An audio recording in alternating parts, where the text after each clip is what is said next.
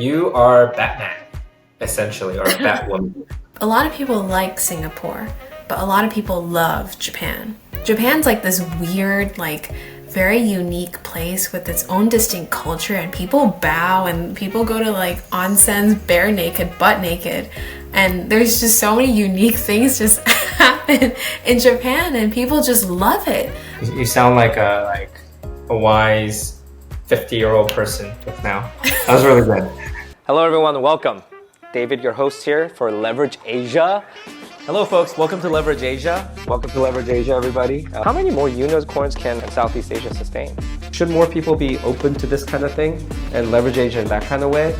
Or is this not meant for everybody?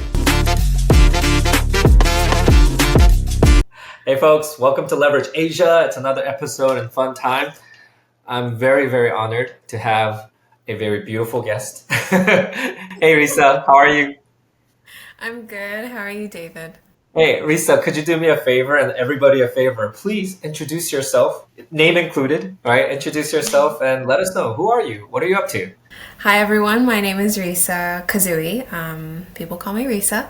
And I am a healthcare consultant by day, but a lot of people know me for a lot of the other things that I do. A bit of my background, I'm half Taiwanese, half Japanese, but I grew up moving around quite a bit. I'm your typical third culture kid. I grew up in Hong Kong, New York, a bit of Singapore, a bit of London, and I graduated college in Japan actually, but because it was COVID, I actually spent most of it at my family home in Singapore. I graduated from college back in 2023 and then kind of felt really lost, and I didn't know why the heck I was here and what I was meant to do and what I was good at and what I was interested in. So I kind of dropped everything and took a gap year. And I traveled a bunch, met up with a bunch of my friends from my past, and through it all also started interviewing people on LinkedIn. I started reaching out to people who just seemed cool, and I started talking to them, and then someone suggested to me that I should start writing about it. I started writing about it, and then I kind of took off in Singapore LinkedIn community, and that's kind of where my journey of ecosystem building, community building within the startup ecosystem started. I'm currently in Tokyo because of my healthcare consulting job, but on the side, I still try to pursue startup ecosystem building here in Tokyo. That's kind of my background. You are Batman, essentially, or Batwoman. Like, by day, you have this amazing healthcare consulting job, right? It's glorious work, and everyone thinks, that's what she is, right? But by night, you're saving the world of startups. You're inspiring people. That's really cool. So, before you started interviewing people, right? Did you know you have a knack for writing and you have a knack for really digging in, and it's kind of like journalism work? That's an excellent question, actually. I feel like you have a skill for seeing these in people. But yeah, I actually wanted to be a journalist for a long time when I was younger. And then through high school and college, I actually did my school's own rendition of Humans of New York, where I would go around campus and approach people and write about them. It never really scaled to anything super big. It was very contained within the community, but I found a lot of joy in just talking to random strangers and hearing out their stories. Yeah, I think I've always just been very interested in people and what they have to say and their stories. I think fundamentally I believe that like everyone's just amazing and everyone just has like their own story to share. So yeah. Nice. So, that makes you a really good person in my eyes, at least. That you believe in this amazingness of everybody, right? The humans. What is a story of like, it could be recent or past, but I'm curious, what story sticks out to you of, you must have heard many, many stories. I'm curious, what story sticks out to you after all these years? The first interviews or first chats that kind of stick in my memory the most are the ones that evolved into friendships, because I would think about those first encounters and those first talks and it would be like, wait, why did I have a good feeling about this person from the very beginning? What were some elements that resonated with me about them? And then I think it's also a very important practice to do to understand yourself as well. Because I'd be like, oh, that's something that I align with and I agree with. And therefore, maybe I also have that value too. So there's no specific one story, but the ones that I reflect on the most are the ones that develop into great friendships. Yeah. That's actually a great answer. I was expecting you to tell me like some story of like some like Sorry, I woman don't or have one, man. but But that was a great answer. Huh. That, you know, when did you actually, there's a moment when we realize our superpowers, right? So for you, was there a moment in history or a time of your life when you're like, wow, that is my superpower?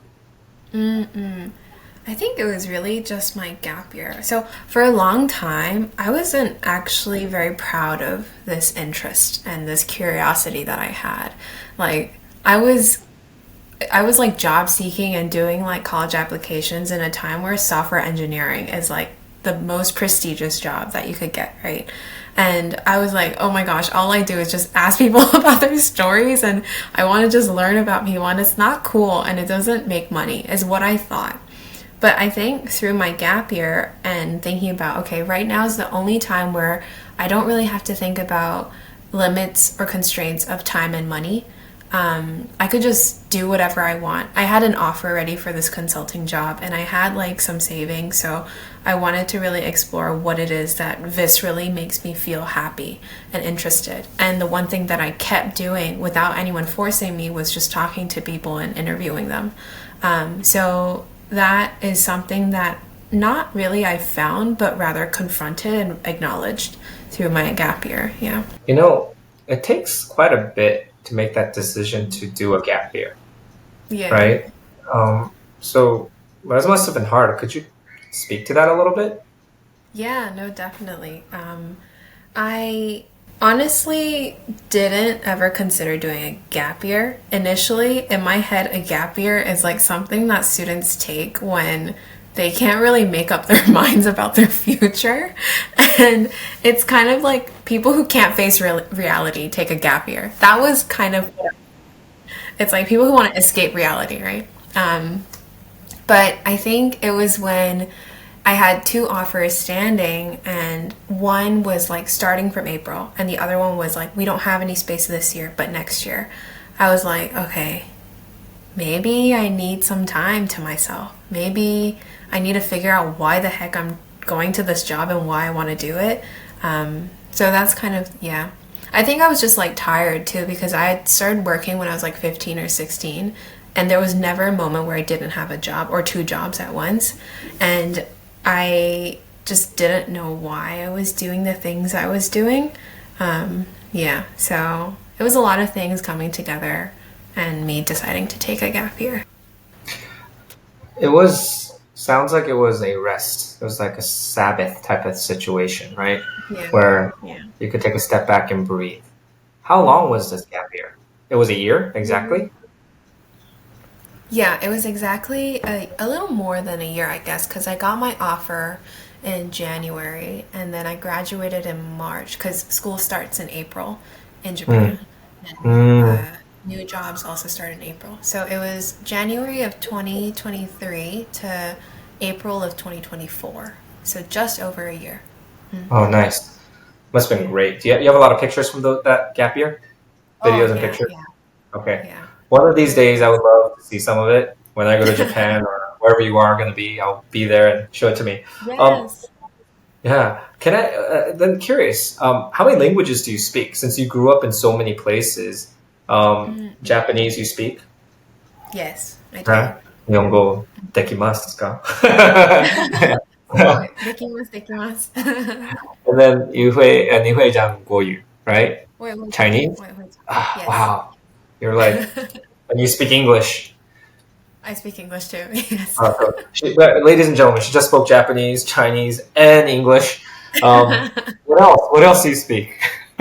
Oh, I did take a little bit of Spanish as most public school students do in the States, but Oh. it never really turned into anything as high school Spanish classes go in the US. One day I do want to pick it back up again. It was a very Hmm. pretty language. I really liked it. Hmm. Recently, I was re-listening to Despacito, the song. Oh.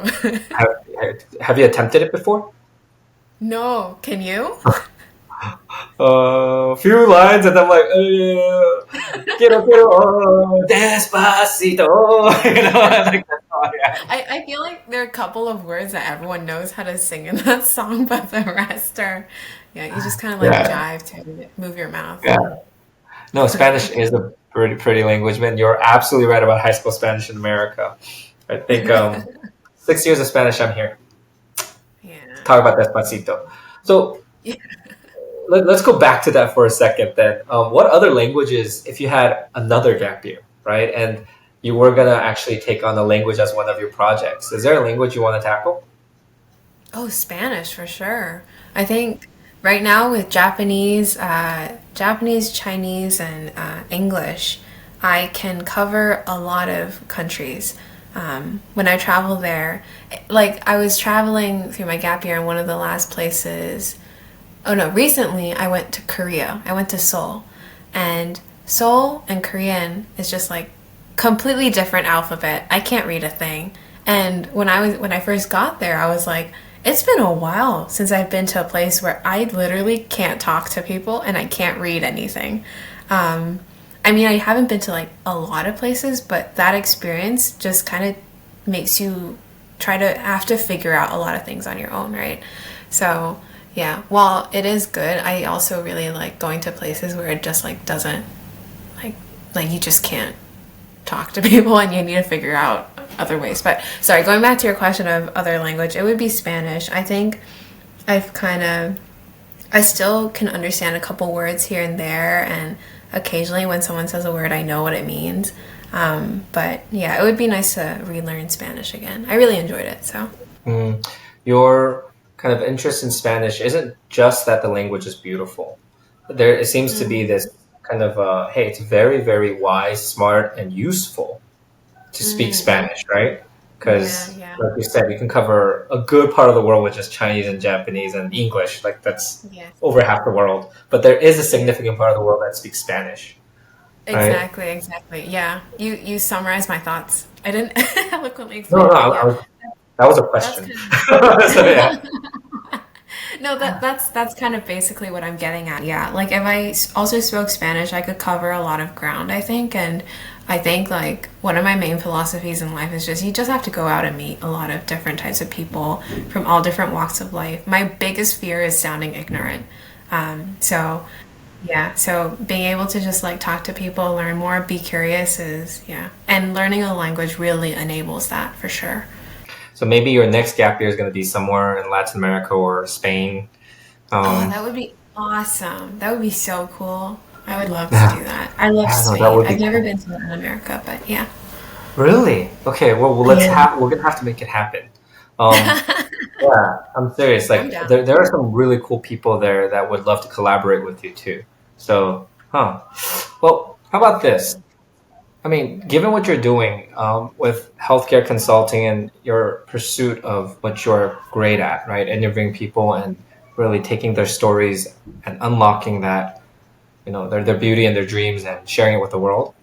Has that positively affected your day job, or are you keeping it completely separate? Oh, it has positively affected my day job for sure.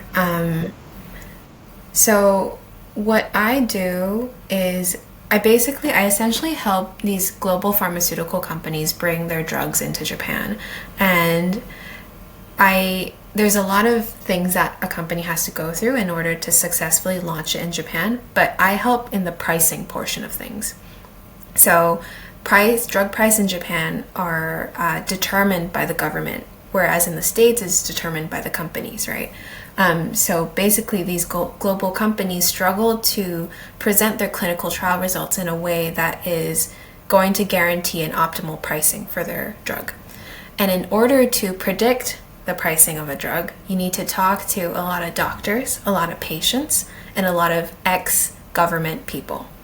And it's a lot and a lot of interviewing. So naturally, I've been interviewing a lot of people. So from the pretty like early on, I think my manager knew that I should be placed in these interviewing portions of projects.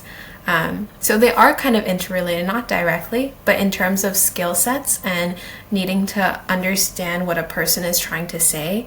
Yeah, there's a lot of transferable skills for sure. If someone were to see and be inspired by what you're doing, would you recommend that they go and do it, or would you say, actually, don't? Is there some warnings that you have to give? Um, I mean, I've definitely spoken to people who started out in consulting and ended up going to, let's say, like startups or building their own thing. I think so far, especially the workplace I'm in, where everyone is fluently bilingual, I'm realizing that a community is so important for me to look forward to working every day. Um, People are smart, people are hardworking, and I think above all, everyone knows that what they're doing is meaningful. So we're like directly related to drugs that are brought into Japan. And so we know that every single day, the work that we put in, the time that we put into our work is directly contributing to whether or not a person with a disease is going to get the right treatment. So, yeah, I would recommend it to people who want to feel like their work has some sort of impact on society and has meaning. Um, I mean, I've definitely spoken to people who started out in consulting and ended up going to, let's say, like startups or building their own thing. I think so far, especially the workplace I'm in, where everyone is fluently bilingual, I'm realizing that a community is so important for me to look forward to working every day. Um, People are smart, people are hardworking, and I think above all, everyone knows that what they're doing is meaningful. So we're like directly related to drugs that are brought into Japan. And so we know that every single day, the work that we put in, the time that we put into our work is directly contributing to whether or not a person with a disease is going to get the right treatment. So, yeah, I would recommend it to people who want to feel like their work has some sort of impact on society and has meaning. Yeah, for sure. I mean, people who see your Batman kind of dual hat hero and being a grown up at the same time life, I'm sure a lot of people, one, get inspired, but two, also like, I want to do that maybe, but I don't know where to start. So, what advice would you give to someone like that? Are you saying someone who wants to go to corporate and do consulting, or more like someone who has a day job who wants to have like extracurriculars as well? Yeah, the latter. So, someone who actually is being an adult with a day job, but at the same time pursuing something of their passion and interest, right? And it doesn't necessarily have to make money, it seems. Or maybe you're making so much money, it doesn't matter. So, I yeah. wish. So I mean, so No. that's one of my curiosities is like, is this sucking away so much of your energy that you're barely sleeping, or is this in like invigorating you? I think in the very beginning, it was a lot. I won't lie, it was quite a bit because I went from fully being able to manage my time in the way that I wanted to and revolve it around things that I was like truly, truly intrinsically passionate about. And then it turned into most of my day would be occupied by things that are, tied to a lot of stakeholders. I couldn't control my time. So it took a lot of like adjusting. But I think as long as you kind of know your priorities and know what kind of, what fulfills what part of you. So like a person has like a bunch of like things, right? So there's like physical health, there's mental health, there's spiritual health, there's blah, blah, blah, right? So as long as you know which one contributes to which one and which drains which one, I think it's definitely possible. And just like as an example, the manager that I work most closely with, actually, she started her own nonprofit organization. She's like one of the most like high performing managers in our company, and her nonprofit is like this shelter for women in Japan who have experienced domestic abuse and who have children. And yet she still founded that nonprofit and it's going really well. And she's also a manager by day. So it's not impossible, is kind of my lesson from watching her and working with her. It's a matter of like understanding your priorities, acknowledging what activity fits into what aspect of like your being as well. It's inspiring to hear people who can do two things like at once, sometimes Yeah. three. And the reason I really, really think personally that the world needs to hear what you're doing is because we're so taught to not waste our time. And people talk about ROI all the time. Yeah. And I think the problem with that talk is that sometimes there is no ROI until you kind of put yourself out there, right? And I think That's why so the true. world is responding so well to you is because you do that. Yeah, anyways, were you going to say something? No, no, no. I definitely agree. And that ROI doesn't always have to be monetary.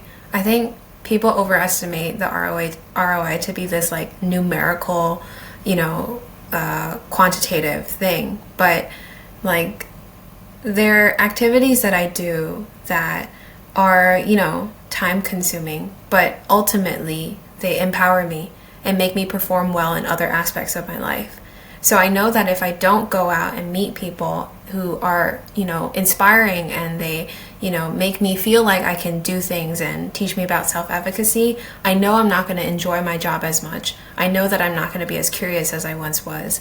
So it's really a matter of not calculating, but like understanding and acknowledging how that activity affects you, positive and negative, both. Yeah. Yeah, I think that's actually very insightful of what you just said. In fact, kind of my last question revolving around this topic then is Yeah. what kind of advice would you give to someone who's about to enter college, right? Or is maybe in high school? What advice would you give to 5 years ago yourself, maybe even? So you get the drift of my question. Yeah. Oh, this is such a hard question because, like, I went around quite a bit asking people for advice when I first entered college and when I first entered high school. It's like full of uncertainties. You don't know what's going to go and what's going to go, what's going to happen and like which path to take. And you're like full of questions and full of anxieties. But if anything, I think it would be to be very aware of how you feel about things. I think people naturally have this magical like inkling of what aligns with them and what doesn't align with them. And I think learning how to trust your gut is something that you develop over the course of time with, the growth of your brain and your hypothalamus but also just like through age. You just learn to pick and choose which advice you want to actually embody. And yeah, I think everyone intuitively knows what is good for them and what they want to do. And it's a matter of how well you can listen to that voice, instead of trying to please others or in trying to please your parents which is something that, I think all Asian Americans and all Asian, kids have experienced. But yeah, it's about learning to hear yourself out a bit more, I think. You sound like a wise 50-year-old person just now. That was really good. Yeah. I'm glad of Um, that. yeah, yeah. Well, if we might shift gear, and I want to ask you about leveraging Asia, right? Okay. That's the name of the show. Yes. So, how are you, as a third culture kid, leveraging Asia? Okay, so first of all, as a third culture kid, you grew up kind of like adapting to things and having to adapt to things and talk to different people and having to belong in spaces that you never truly feel like you belong, right? So you're kind of like this very flexible, malleable type of person that can see patterns and draw connections and adapt to things. And I think Asia, while it's amazing on its own, and especially Japan, it can survive on its own. It's a market on its own. It's big. It can't fully survive in this hyper globalized world completely with its doors locked, right? People need to come in, tell people what's happening outside. People need to help people who are domestic, bring them outside as well. So I think I have the understanding of both very domestic Japan and also the international outside of Japan world. So I'm just trying to kind of gather people who also kind of share this sentiment, who also straddle different cultures as well, also third culture kids like me, and kind of create a space for that discussion. There are more people like me than you realize, I think. There are a ton of kids who grew up moving around who are ethnically Japanese, speak fluent English, fluent Japanese, but they're in Japan. And I think there needs to be more discussion, more exposure on these discussions. And I'm trying to do that right now. Yeah. Mm-hmm. That's really good. For those of us in the audience who don't know that term third culture kid, I know I've thrown around, but what is a third culture kid? Oh, I feel like I'm going to totally bomb this, but third culture kid, I think the most famous third culture kid is probably like Barack Obama, where I was going to say Keanu Reeves, but okay. Oh, yeah, true. That's true. I mean, there are a ton. There are more than you realize, I think.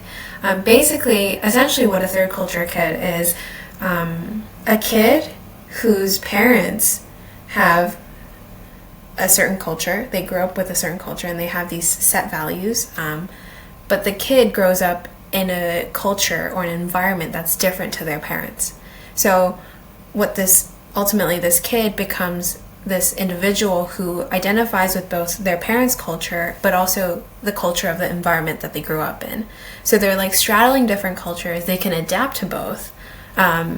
And yeah, often third culture kids also face identity crises because they don't quite belong in each. But yeah, that's kind of what a TCK is. Yes, TCK. I mean, ultimately, yes, the identity crisis thing, that suffering, pain happens.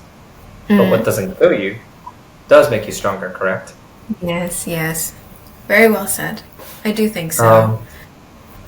I mean, I see you, and maybe perhaps it's because I'm a third person to a third culture kid. And what I see is this like glittering brightness, right? Oh. You have a kind of an upbeatness to you. And I would also tie this to kind of the Leverage Asia topic. You normally, like the guests I have, if I talk about Leverage Asia, it's usually about, let's say, the US and Asia, or like Canada and Asia. Yeah. Certainly that's a part of you. But there's also like China and Japan, Singapore, Taiwan. You know what I mean?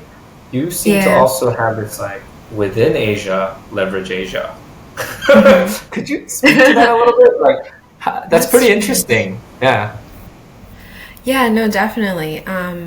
I, like you said, straddle a lot of different cities. Yeah, so the downfall of that is that I truly never feel like I belong anywhere. But what I found through my gap year that, really was a big change for me was, there are two things, I think. One is like kind of bumper stickerish and kind of cliche, but it really doesn't matter.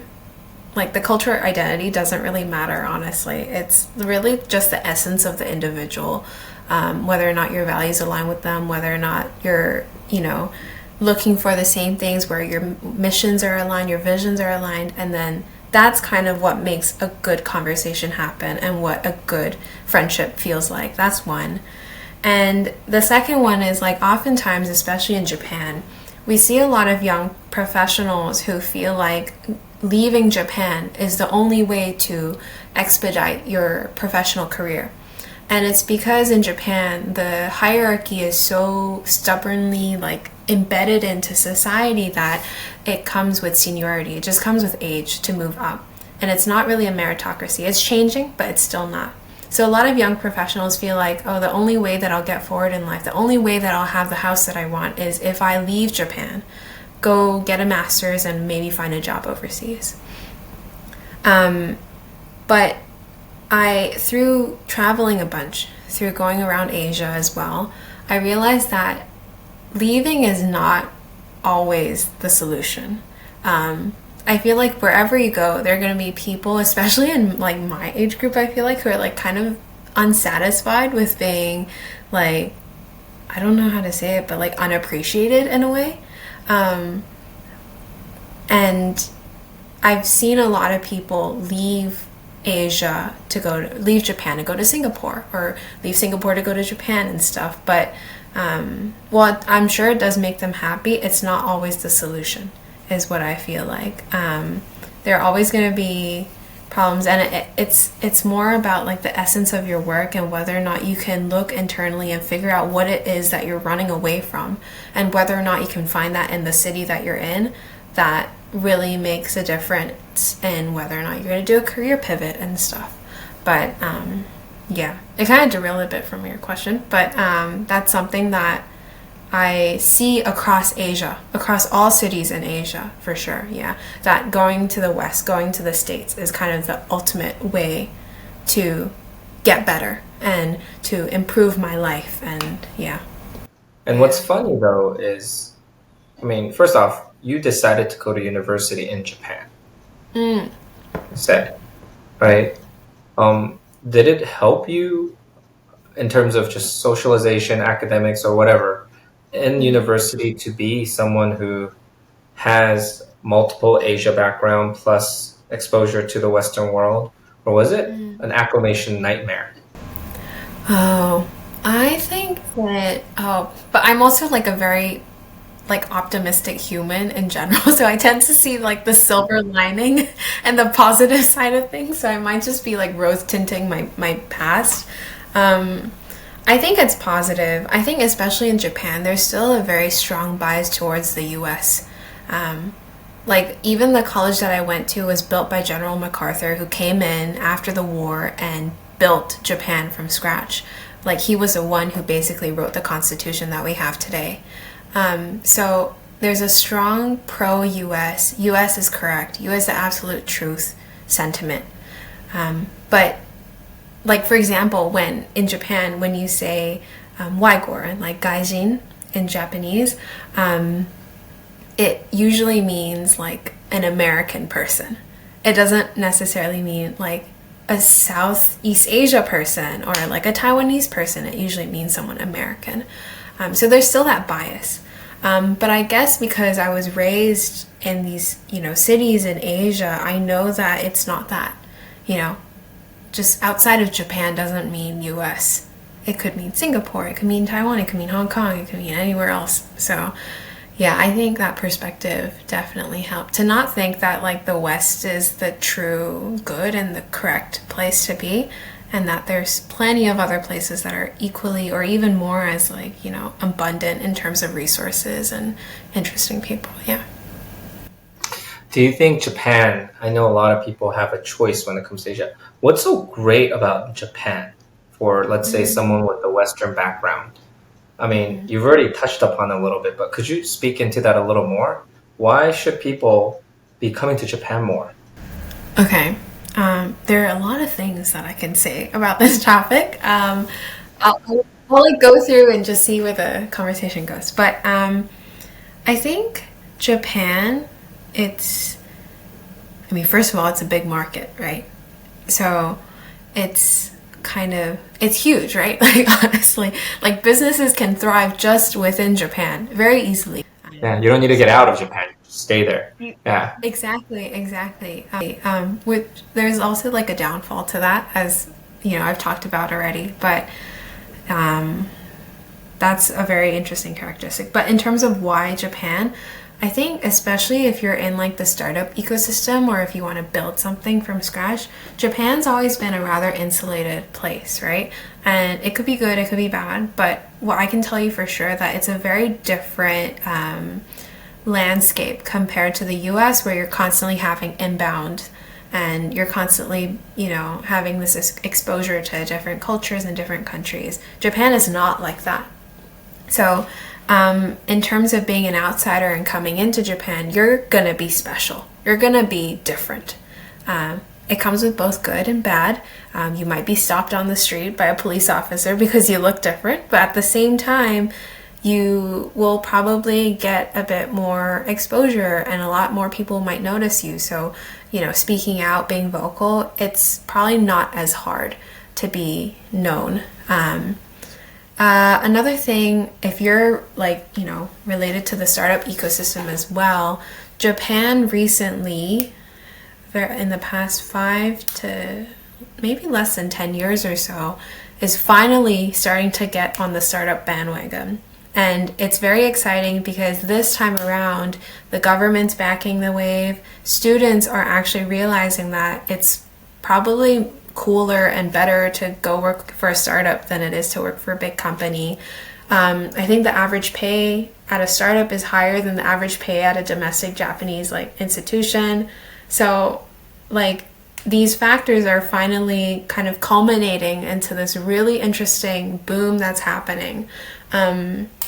So I think coming here and catching that wave would be kind of a pretty interesting experience, yeah.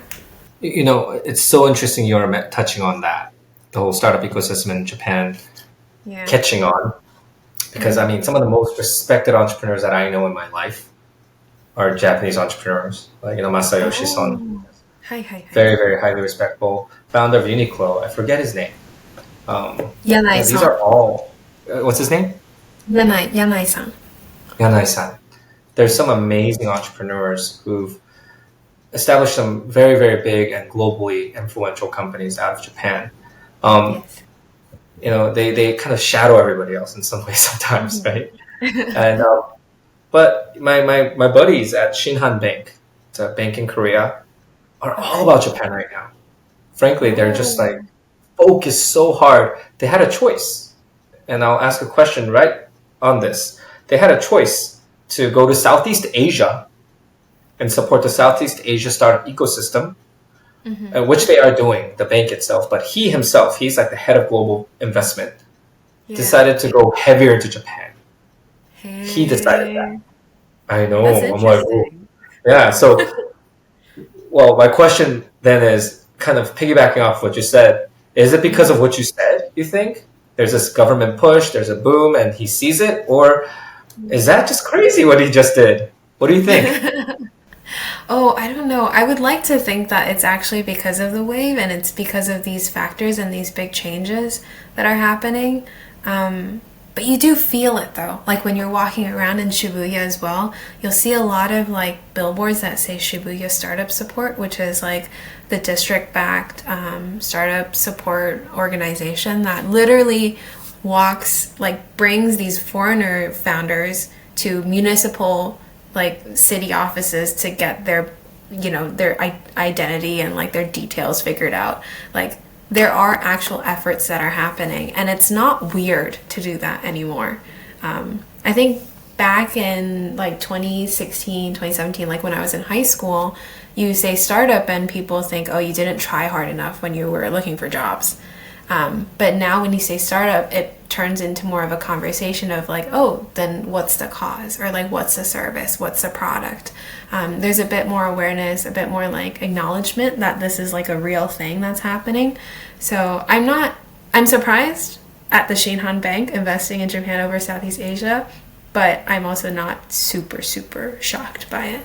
No, I'm actually excited by what you just said. Makes me think maybe I should go to Japan and start a company. Be around, honestly.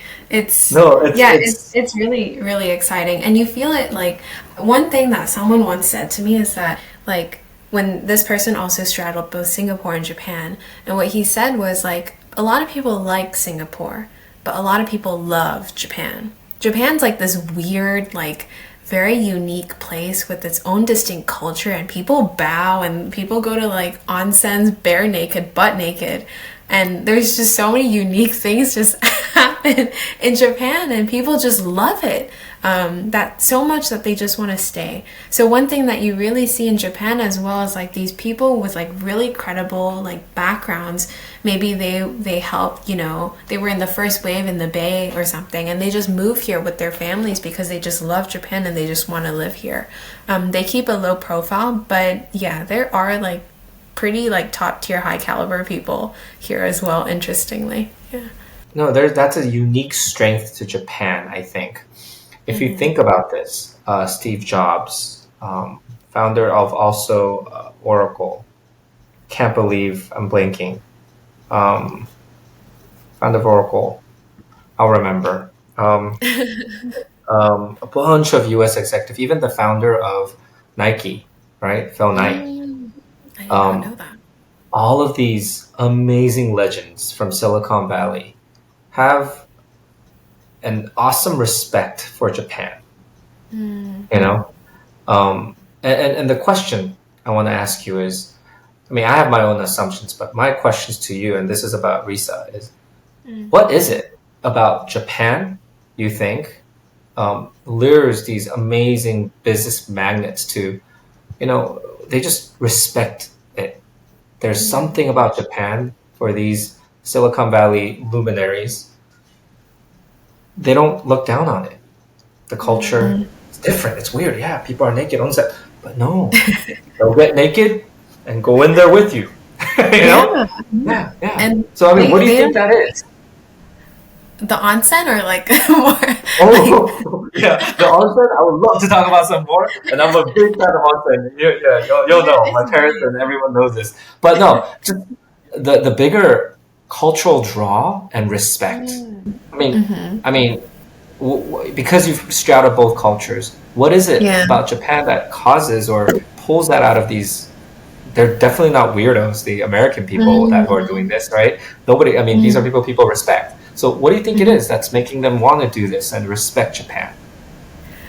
Um, I'm just gonna come up an answer for this on the spot, but my hypothesis is that okay, so these executives from these like disruptor companies are, these innovators, these like forward thinkers, and they have this ideal vision of this cool future in mind, and they tend to be the first adopter of things as well, right? So I think they tend to seek for things that are like different and unconventional and kind of cool. So I think there's an element of that they maybe see in Japan, where Japan, from an outsider's perspective, just doesn't follow common sense in their eyes. Japan is just so different that like even the most bizarre things that you would consider in the US just works in Japan.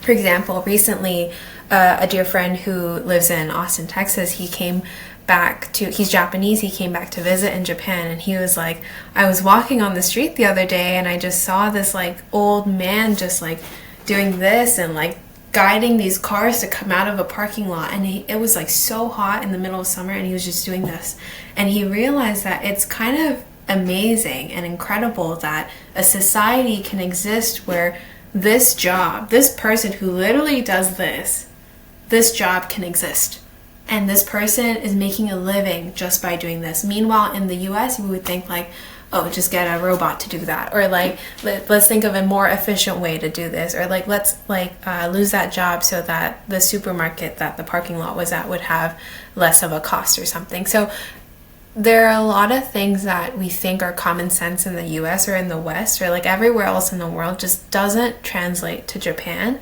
And I think it's just every day walking around the street, you see a lot of those things where you're like, oh my God, this exists. Oh my gosh, this exists. Like this job exists.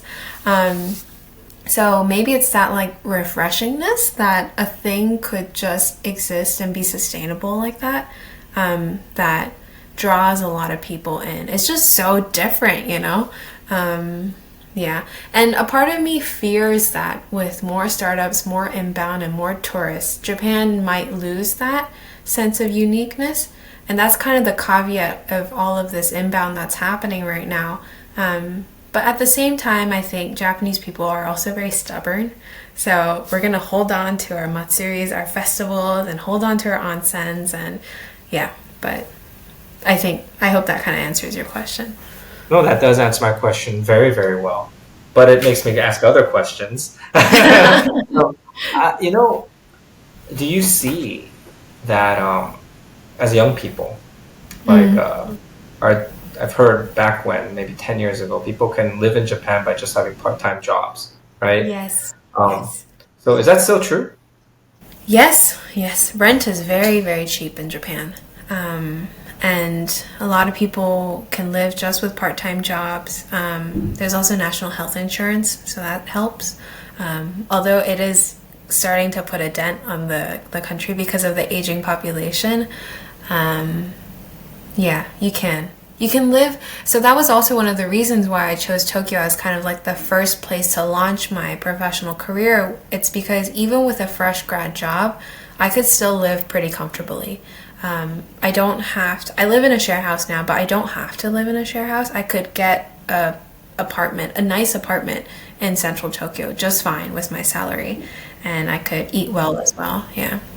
Yeah, for those of us who've never tried living in Tokyo, just for comparison's sake, about how much is rent per month in the middle of Tokyo? I think with the exchange rate, it's going to sound really, really cheap.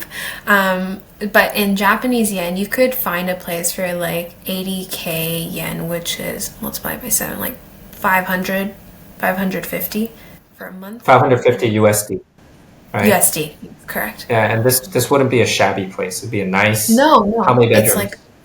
yeah, like it could be a studio. It's like a decent size, but it's like in the middle of Tokyo, less than 5 minutes to the station, maybe like 15 minutes to your office. It's like a decent place, yeah.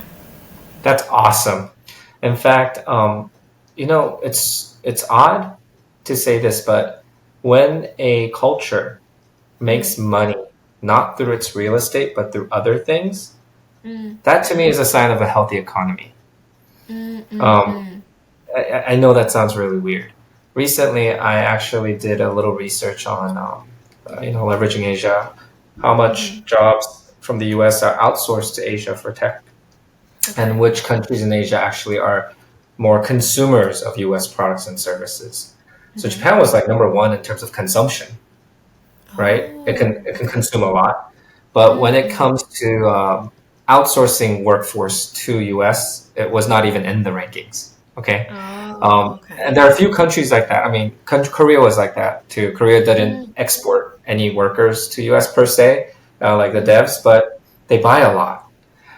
mm, And some people might be like, look at that and be like, oh, that's weakness. That means, oh, you're relying on America too much. But on the other hand, my research was based on who buys more iPhones from America, who buys more oh, Teslas from interesting. America. Uh-huh. Yeah, more iPhones, more Teslas, more Nikes. You know what I mean? More Facebook, Netflix products. Who are the top countries? And Japan was number one. Which goes to show that it's not very closed, and it goes to show Japan's not doing too shabby. It goes to Mm, show that, yeah, it's making money somewhere else, right? mm, Doesn't have to be rent. So what is mm. that? Is it like pharmaceutical drugs? Is it like precious metal? What is keeping the Japanese economy going, do you think? Oh, this is a question that I wish I studied more in college and took more econ classes to answer.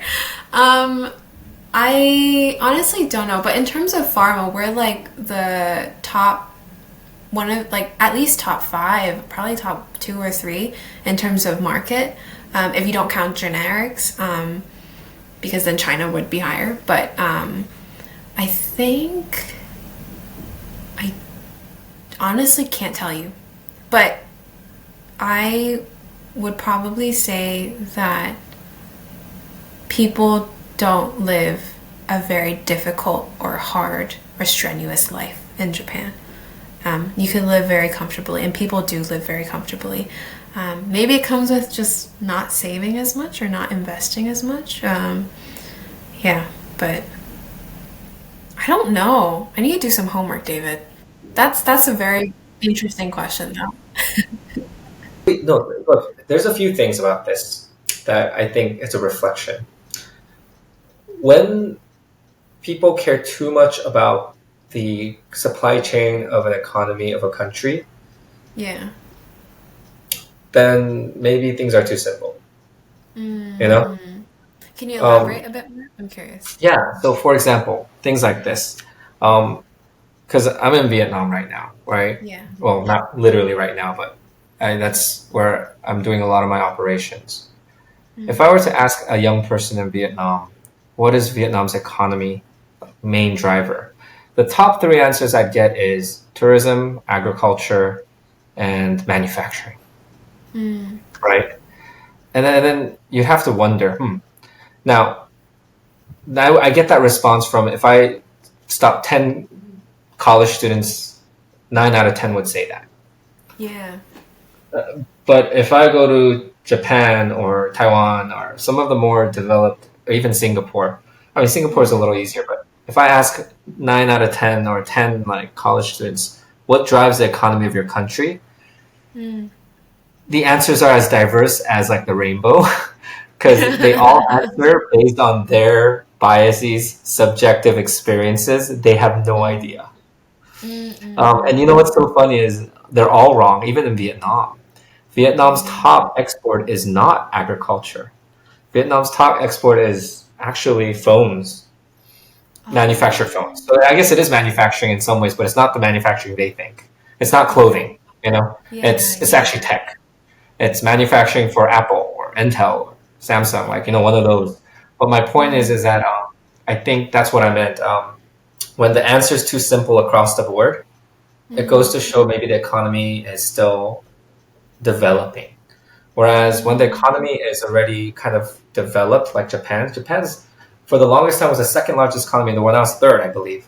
Um, Yes. but when it's a society becomes that mature, there's layers that makes it very, very difficult for just anybody off the street to comprehend the different connections of the dots and the layers. So if everyone can explain it very, very simply, then the game's too simple. That's kind of what I meant. Yeah. Interesting, interesting. That makes sense. That makes sense because everyone's kind of like fixated on that one thing that could make or break the economy, right? Yeah, that makes sense. hmm I think it wouldn't be hard to get a couple of answers if you ask a college student, what is Japan known for? Then you would say mm cars. You would say, I don't know, rice? No, not anymore. It used to be rice, but not anymore, I think.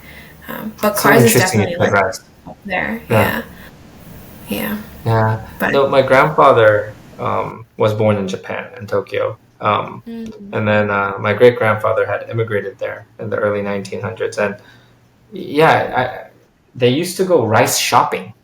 Like, as in, like, they, like, from Tokyo, they travel all the way down somewhere just to buy rice and bring it back. eh, Yeah. and was To, it because they couldn't buy it in Tokyo or? no, I'm sure they could have. I think that's just how, because they did a mochi factory, I guess they needed more rice. Um, like, Oh, yeah, so my understanding is that rice was very, very important. And that's why I'm like, oh, yeah. No, but Japan's rice is really well known even in Vietnam. And people charge a lot of money for like a tiny bag of rice, you know? And really? it's the taste, it's the right stickiness, it's all round and plump. So I get it. But it's interesting you said that because that's not the first thing I would have said. So I mean, okay, just out of fun. What are the top three things that Japan is known for? This evolves over time. One is car. I mean, it also depends on where you're asking this question, but just out of my own biases, one is cars. I think that's kind of the ubiquitous like answer. Cars. Second is probably gonna be something like Uniqlo or Muji or like the Japanism kind of the Japan aesthetic that's been trending among Gen Z, Gen X folks. So like Japan quality, like design things. Third is probably gonna be something like matcha. Like it's matcha or like sushi or like food. I think, yeah. You're right. I mean, these are things definitely Japan's known for. These three things. I mean, Toyota is the biggest, I think, car company in the world. I think I so. think. Yeah. Um, if that statement makes us sound stupid, we're gonna erase it. Don't worry. Okay, like, You're actually, we gonna have to be sound corrected. honestly like going back, harking back to your question that you asked earlier. It really is quite amazing how people just love Japan and just this respect that people like outsiders have for Japan. I'm Japanese and I grew up, moving here and kind of visiting here over summers, and to me it was just like, oh, it's Japan. Like there was nothing like quite special about it. It's like going back to your hometown and stuff. But when you talk to people who are not from Japan and like just love Japan, you just feel it's like a very emotional thing. Like I just have this respect for Japanese people and they're so nice, and yeah, it's something that I feel like needs to be harnessed better in Japan for sure, and it's something that the startup ecosystem can definitely piggyback on in terms of drawing investment over it. It's not like that's a problem right now, but yeah, yeah. Yeah, yeah. Okay, so two questions about Leverage Asia based on that. It's like the perfect setup. Okay, Okay. question number one. Knowing that, how should someone in Japan leverage Japan to really succeed in the global startup scene? What's your advice and your take? Um, are we talking about someone like really domestic or Oh, I'm talking someone about like actually, no, I'm talking about, yes, it can be someone domestic, it could be someone third culture, just someone in Japan. some? I think no one has quite really figured out how to make a business do so well but doesn't completely erase the cultural identity or components to Japanese culture. Okay, so what I'm trying to say is that a lot of people come in and try to revamp things to fit the Western mold and do well overseas as well as they did in Japan. And a lot of people get this wrong. No one's quite figured out how to extract the essence of Japanese culture and make it still work overseas. So I feel like someone who could do really well would be someone who can see the pros and cons of both cultures and understand what kind of bridges that or what is consistent among cultures. This is very like abstract, high level talk, but when I talk to a lot of people, that's something that I still feel. Either you're trying to revamp a Japanese business completely and kind of erase its Japanese identity from it, or you're just so domestic and stubbornly Japanese that you just cannot survive overseas. So yeah, having a really good understanding of both is probably going to be a key element to performing well and doing well, I think. Well, yeah, you almost answered my second follow-up question. I mean, my second question was going to be the other side, flip side of it. How does someone from America leverage Asia? How do they succeed? What would your tip or advice, insightful, guidance be for them if they were to come and try to succeed in Japan? Oh, localize. Localize, localize, localize. Yeah. Everything that you see overseas does not translate well in Japan. You cannot move fast and break things in Japan. It just does not work. People are very unforgiving about things that are incomplete in Japan. Things need to be perfect. And if your first impression is an imperfect thing, then no one's ever going to want to buy your thing because they think you're not putting in the effort or you're just not perfect.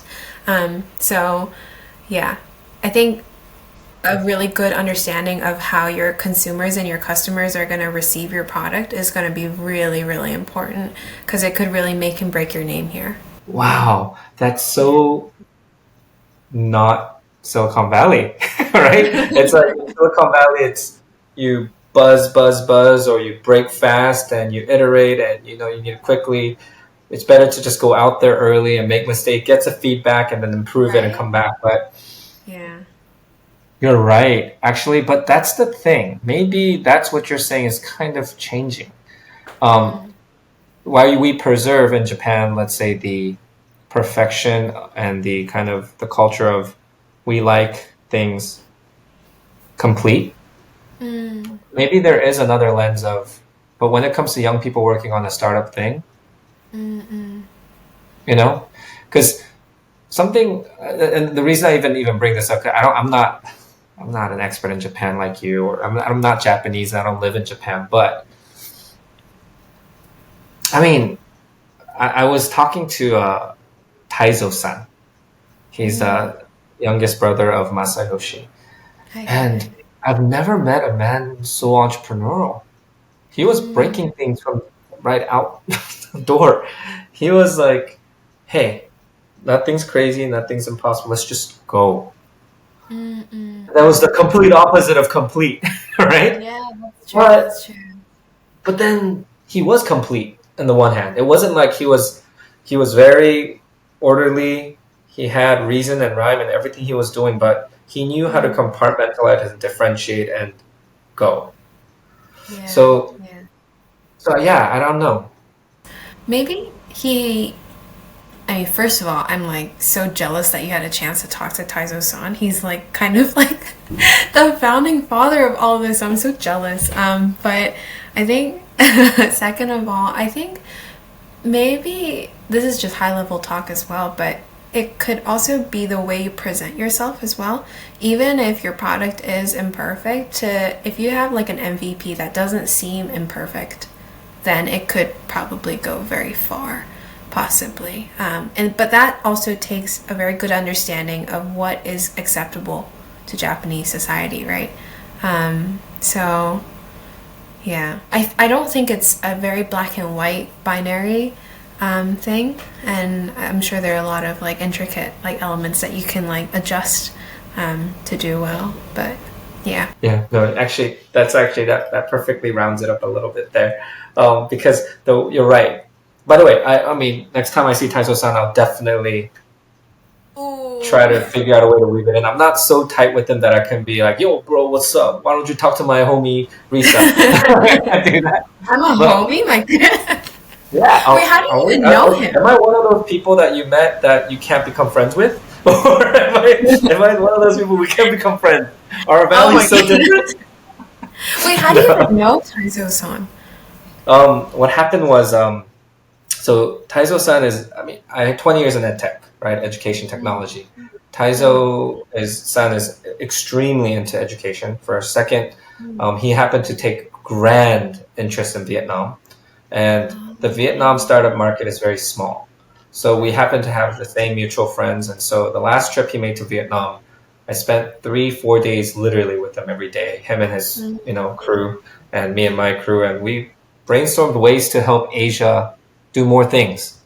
mm, The man is a visionary for sure. I mean, I would even argue that in terms of investments, maybe his understanding of just the vertical could be even, mm, I mean, at par or deeper than mm, Masayoshi Son's.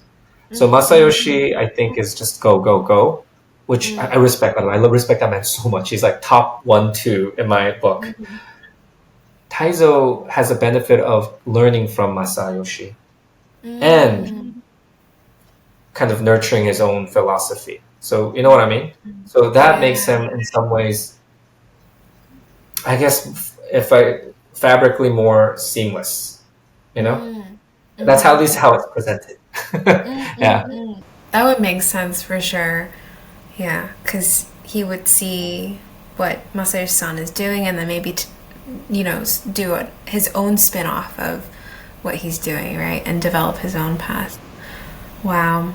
To grow up with people like that around you, I think.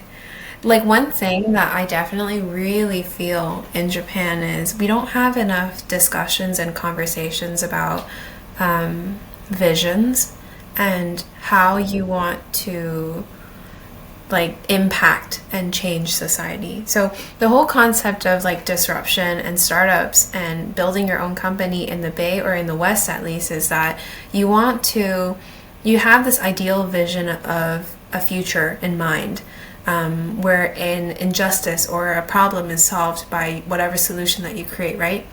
And whatever you're building is contributing or enabling that ideal future. Here, it feels more like no one even has that way of thinking. No one really thinks about an ideal future, a better future. And I think it does come with the fact that the thing that we just talked about, where you can live very comfortably with a very meager salary in Japan. And a lot of people are kind of the average, and there's a homogeneity, and like everyone's like middle class. So there's no need to think what can be better, how can we improve, what can we do to enable that? But at the same time, this is changing because there's a lot of talk about the aging population. Like we just said as well, the economy used to be the second, but now it's not. So there's definitely a sense of like, oh, Japan it might actually be at, you know, at this risk of not being important to the international discussion anymore. And I think that's also why the government is putting so much effort and so many resources into building the startup ecosystem here, because there's an at threat type of sentiment going on. Um, but yeah, but I think it's all kind of like a chicken and egg situation. But fundamentally, in my eyes, it does come with having those discussions about like what future do you want to build for yourself, for your kids, for the generations to come, and what can you do to enable that and contribute to it. And we just need to have more talks about this. Yeah. I mean, don't you think as who you are, people who have been leveraging the different cultures, bringing this third culture thinking and innovation to the picture, that's the role you've been playing, right? In Japan. Your I hope identity so. itself helps, no? No, I you hope so. are. I hope so. Yeah. I mean, isn't it easier pill to swallow, for example, for let's say, I'm a big fan of this, but I'm asking you this question. Let's say there's a gaijin from Mm, America who, mm, born and raised in Tennessee or New York or California, wherever, blonde hair, blue eyed, mm. that's what we think of in Asia. And they come to Japan.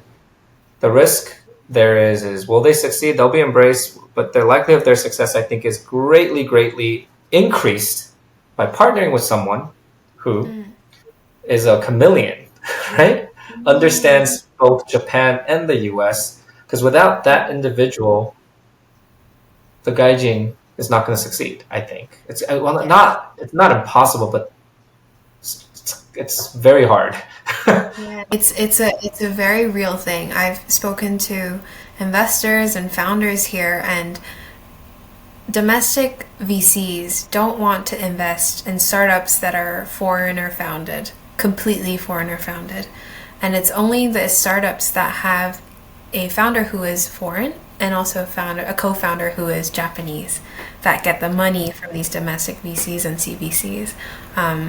I I'm sure it's like a very purely cultural bias thing. It does unfortunately still exist. Um, but I think this is definitely changing. It's slow. It's not going to be like this. But yeah, it's definitely shifting. Maybe it's a bias, or maybe it's just practical, right? It is for sure. Yeah, Yeah, because you're an investor, right? So you would probably, you know. I mean, would you want to invest into a someone who doesn't understand the local economy? And everyone is smart in their own head.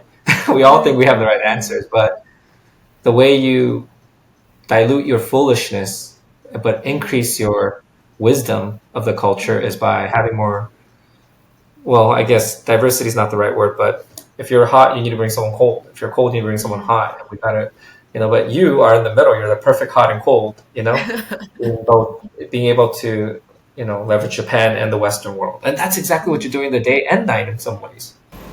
I think honestly, this conversation is making me think like what kind of role or what kind of position I would see myself in the future and how I would be contributing to like a greater good. Just talking to you is making me realize I don't see myself ever staying in a position or a role that is purely just one culture. I think I will always be somewhere that straddles multiple and interacts with multiple cultures. I think it's just the nature of who I am, and it's kind of where I can exercise my strengths and my background the most. This ability to understand, yeah, for sure. And just going back to what we were talking about, I also see it the other way around, where these foreign VCs would try to invest into Japanese companies, but they would be very hesitant in investing a purely domestic one as well. And I think it just comes from the fact that you just can't communicate with these founders and know what they're doing, right? Like, if you can't communicate, then why bother investing, all this money into them? So, language, as cliche as it is, it's still an issue too.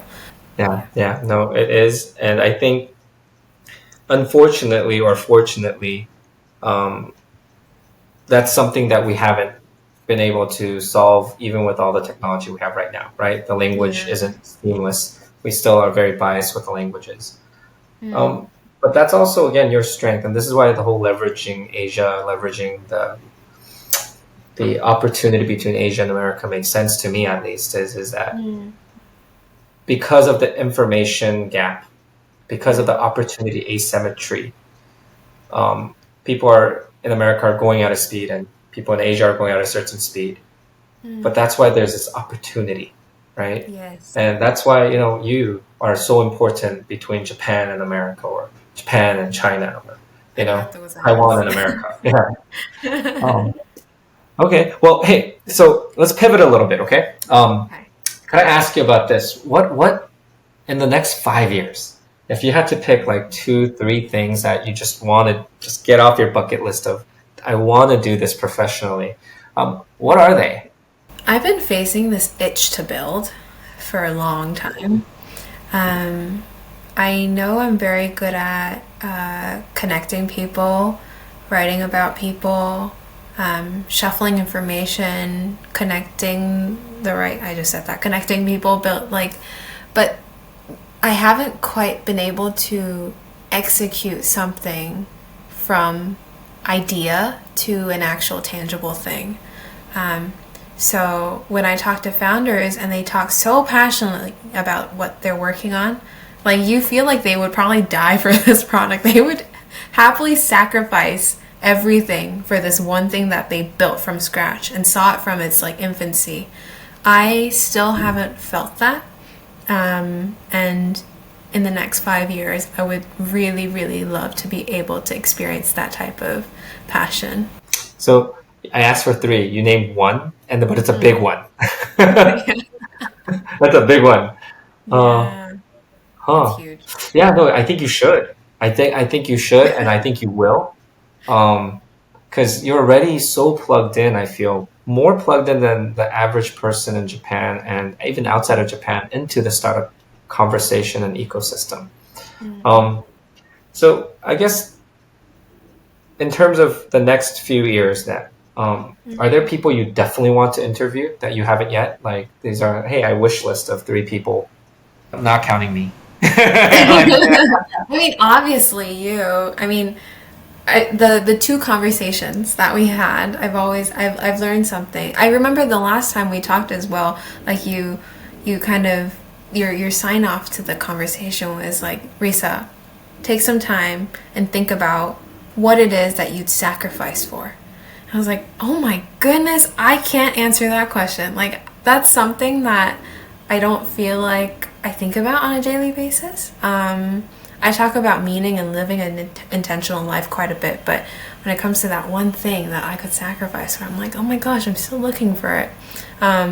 But yeah, so I learn every time I talk to you. But if I were to interview anyone, it would be nice to talk to some of the older generation titans of Japan's ecosystem. Not that Taizo-san is old, but I'm just saying, like, I talk to a lot of new inbound folks who are trying to catch this wave in Japan right now, and it would be nice to see and talk to someone who has seen Japan rise to its glory a couple decades ago. And I would love to learn from them and what they saw in that moment, whether or not it felt legit in the moment as well, or like they were just trying to chase this boom and this bubble. I feel like there's probably a lot of learnings and a lot of mirroring things that we see nowadays as well. So, yeah, maybe people more of that generation of business and entrepreneurship. so definitely call Taizo, text him or something, and figure this out. Um, I mean, that makes me think, who's your like go-to celebrity? Do you have one? Celebrity in terms of entrepreneurship or like Well, Hollywood? yeah, just anyone you want to interview or you respect or you want to meet or you go like fangirl boy over. Um, Oh my gosh. Don't know. Ooh, I think so. I follow, Lex Friedman, right? yeah, yeah. Obviously, there's no one who doesn't know him. If I had no fears, and no like barriers or obstacles ever, I would love to have a conversation with him for sure. Okay. Okay. Um, You I think, know, and for a lot of reasons, but right now, I'll do a shameless plug here. I am working on my own podcast where I talk to nice, people. nice, nice, man. I am working on my own podcast, and I think he has such a gift in being able to bring out the specialness of individuals. And I'd love to learn how he does that. I mean, just listening to his podcast, you can kind of see it and kind of witness it, but I'd love to hear it from him, how he frames it in his head, how he makes sense of these podcasts, and kind of how it contributes to his being and him as an individual as well. Going forward, I do want to continue talking to people and interviewing people, but I would love to have a bit more structure as to how this fits into my life as well. That's it's actually very well put. You know, I think. By the way, at some point, Lex Friedman's going to hear this and call you up, Oh, and oh my like, goodness. move out, everybody. I want to talk to Risa. I have faith in you. I think you're gonna blow up. You've already blown up once within the writing world, and it's gonna keep going. And I Thank you. do I hope think so. no, it's you're just getting started. I see it, and that's the benefit you have. You're starting earlier than Lex Friedman. Oh. So we're gonna. I'm imagining you being bigger than Lex Friedman. Oh, Um, we'll see. We'll see. so how about in terms of just the next few years, Mm, if you're going to travel the world, I know we talked about Latin America or Spanish speaking world. yes. If we were going to make it happen, it's huge, huge parts of the world. Is there a country? Is it Mexico? Is it Argentina, Colombia, Spain? I think overall during my life, I wouldn't mind going anywhere because I feel like every single place probably has people and their outlooks on life are always going to be different to mine. But if right now, if I'm thinking in terms of my career, my ambitions, and like trying to figure out what the heck I want to sacrifice for, I would want to go see the creme de la creme in the Bay, to be very frank with you. I would want to hear the conversations that people have and see kind of what the hype's all about, you know? Like everyone talks about the Bay, but like what's actually going on there? I would want to go see it and get a bit of stimulation from that. I see. Okay. Yeah. I have my thoughts about that, but you should go to the Bay, suck it all in, and then we should have a conversation about that. Yeah, for Yeah, sure. because I've heard mixed things about the Bay recently as By well. the way, I love the Bay. Don't get me wrong. One thing I have though is perspective. It's like, Oh, okay. you know, which you bring to the table. So I want you to go to the Bay, see it Mm, for all that it is, and just mm. suck it all in, put it into your gut, and marinate it. Eat, drink, and poop the Bay, and then let's talk about it. Yeah. Yeah, I think um, that would be interesting. Yeah. Mm. well, if you make plans to go, let me know. There are people I'd love to introduce you to, and you should definitely meet and mingle with. There are some amazing Mm. folks there for Thank sure. you. Thank Um, you. so, last question, if you will. Yes. If you had a parting thought for folks who are curious about leveraging Asia, so mind you, Mm. these are people who are thinking about expanding their business to Asia or establishing more friendships with people in Asia or figuring Mm. out, hey, I'm curious about what more I can do in business with or from or in Asia. What Mm. would your kind of parting wisdom, word of wisdom be for these people? That there are a lot of cool people here. There are a ton of people who are very talented, very, high caliber, intelligent, and most of all, helpful and kind, giving people. It's still a relatively small and minority group of people who are fluently bilingual or just even speak English and understand the ecosystem well. And everyone kind of understands the struggles of coming in to Japan's ecosystem or just like Asia in general, I think. So I think people are generally very helpful, can offer a lot of wisdom, a lot of guidance, a lot of advice. Um, So yeah, just talk to people or like reach out to me, reach out to David, and we'll set you up with the right people to surround yourself with. Your email box is gonna get jammed, or your LinkedIn. Like, it's so jammed. People are just gonna be messaging you left and right. Be prepared. No, Risa, thank you so much. I think within the next, definitely a year later, but maybe even sooner, let's have you back on. I think everyone would love to, just kind of be a part of your journey. In some ways, this is building in public. Seeing Risa Mm, build in public, you know? that's true. Um, That's true. yeah. Well, thank you very much again for your time. Very insightful. You bring this great blend of fresh, authentic perspective of Japan and what the world sees of Japan, but also this old soul wisdom, which is really, really weird juxtaposition of everything. Thank you. No, I think it's also because of the questions that you asked. Like, it's not very often that I get the chance to really reflect on my daily activities, both, day job and my 5 to 9 as well. So I really appreciate the opportunity to be able to vocalize all the things I'm doing and all the things I'm passionate about. And thank you for building this platform too and this opportunity. I really appreciate what you do. No, no, thank you for saying that. So, I mean, what do you think that is? The onsen or like more? Oh, yeah, the onsen. I would love to talk about some more, and I'm a big fan of onsen.